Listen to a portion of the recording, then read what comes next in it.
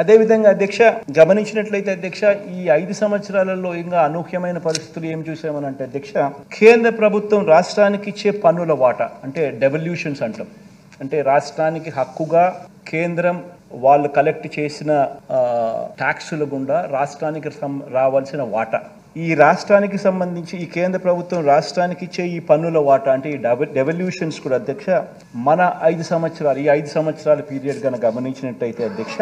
ఆ డెవల్యూషన్స్ కూడా తగ్గాయి. అంటే దానికి ముందు 5 సంవత్సరాలు చంద్రబాబు నాయుడు గారి పాలనలో ఉన్న 5 సంవత్సరాలతో ఈ 5 సంవత్సరాల పరిస్థితి ఏమిటి అని గమనిస్తే కేంద్రం నుంచి రావాల్సిన డెవల్యూషన్స్ కూడా మన రాష్ట్రానికే కాదు అన్ని రాష్ట్రాలకు కూడా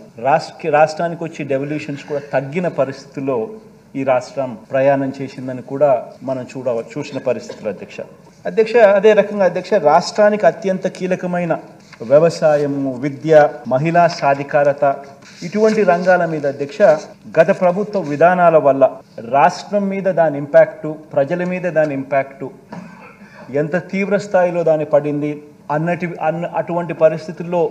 కూడా మనం ప్రయాణం చేస్తూ రాష్ట్రాన్ని 5 సంవత్సరాలలో ఈ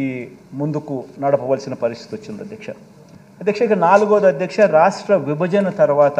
ఇప్పటికీ కూడా అధ్యక్ష మనం ఎదుర్కొంటున్న ఇబ్బందులు మనల్ని ఇప్పటికి కూడా మనల్ని వెంటాడుతూ ఉన్న రెవెన్యూ లోటు, ఇవన్నీ కూడా ఈ 5 సంవత్సరాలలో అనూహ్య పరిస్థితుల మధ్య ఇటువంటి అన్ని పరిస్థితులను అధిగమించి ఈ 5 సంవత్సరాలలో ఒక గొప్ప